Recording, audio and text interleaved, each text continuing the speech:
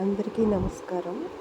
ఈ వీడియోలో రాహుకేతు అంటే ఏమిటి, రాహుకేతు దోషాలు ఏమిటి, అలాగే సర్పదోషం ఏమిటి చూద్దాము. రాహు అంటే ఏమిటి? రాహు అనేది నవగ్రహాల్లో ఒక భాగము. శరీరం లేకుండా తల భాగం మాత్రమే ఉన్న రూపంగా దీనిని చూపిస్తారు. అంటే గ్రహణాలలో సూర్యగ్రహణం, చంద్రగ్రహణం ఉంటాయి కదా, అలాగే ఈ సూర్యగ్రహణం, చంద్రగ్రహణంకి ఈ రాహు అనేది కారణమని మన పురాణాల్లో చెప్తారు. అలాగే కేతు అంటే కూడా నవగ్రహాల్లో ఒకటి. తలలేని శరీర భాగంగా దీన్ని చూపిస్తారు. ఆధ్యాత్మికత, భక్తికి, మోక్షానికి ఇది సంకేతము. దీని కథ ఏమిటంటే, సముద్ర మథనం నుంచి ఒక కథ ఉంది. అమృతం వచ్చినప్పుడు ఒక అసురుడు దేవతల మధ్య కూర్చుని తాగుతాడు. అది గమనించిన మహావిష్ణువు సుదర్శన చక్రంతో అతని తలను కోస్తాడు. తలభాగం రాహు, శరీర భాగం కేతు. అమృతం తాగినందువల్ల ఇద్దరూ కూడా చనిపోలేదు. అందుకే వీరిద్దరూ నవగ్రహాల్లో చోటు సంపాదించారు. వీరిని రాహు, కేతు అని పిలుస్తారు.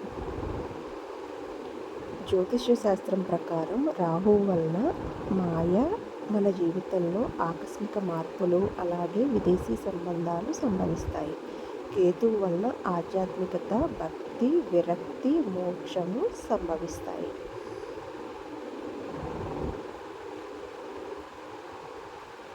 రాహుకేతు దోషం అంటే ఏమిటి అంటే, జాతకంలో రాహుకేతు కొన్ని ఇళ్లల్లో అంటే కొన్ని స్థలాలలో, కొన్ని స్థానాల్లో ఉన్నప్పుడు సమస్యలు రావచ్చు.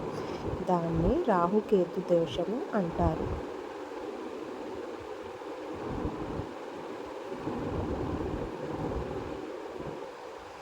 రాహుదోషం వల్ల మన జీవితంలో అకస్మాత్తుగా కొన్ని సమస్యలు, మానసికంగా కొన్ని సమస్యలు, టెన్షన్స్, అలాగే విదేశీ సంబంధించినటువంటి సమస్యలు, చెడు అలవాట్లు పెరగడము, పెళ్ళి ఆలస్యంగా జరగడము జరుగుతూ ఉంటాయి.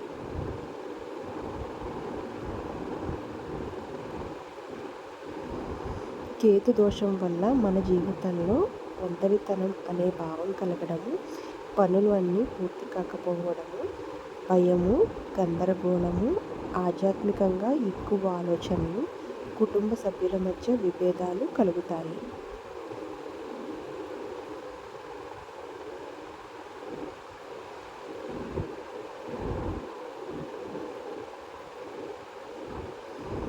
వీటికి పరిహారం ఏమిటి అంటే, రాహుకేతు పూజ చేయడము, అలాగే నాగదేవత పూజ చేయడము, శివాలయంలో అభిషేకము, మంత్రజపము చేయడము. ఓం రాహవే నమః, ఓం కేతవే నమః. శనివారము లేదా మంగళవారము దీపం పెట్టవచ్చు. ఈ పరిహారాల వల్ల మనకి రాహుకేతుల నుండి కొంత ఉపశమనం లభిస్తుంది. కాలసర్పదోషం అంటే ఏమిటి? జాతకంలో అన్ని గ్రహాలు రాహుకేతు మధ్యలో ఉంటే దానిని కాలసర్పదోషము అని పిలుస్తారు. అంటే రాహుకేతు ఒక సర్పంలా మధ్యలో అన్ని గ్రహాలను చుట్టేసినట్టు ఉంటుంది అని అర్థం.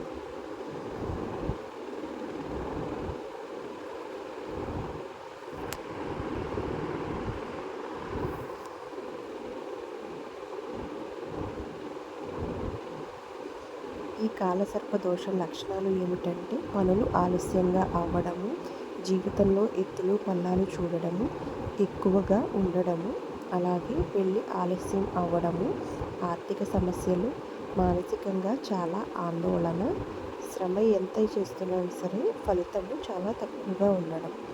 ఇవి మనకి ఈ కాలసర్ప దోషం వల్ల లక్షణములు.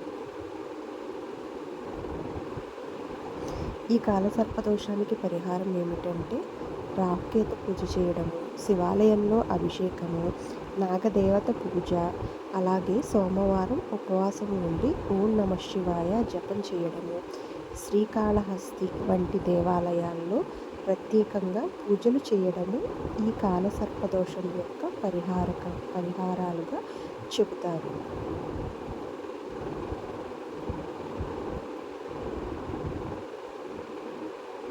సర్వే జన సుఖినో భవంతు. Thank you so much for watching. Please subscribe my channel. Thank you.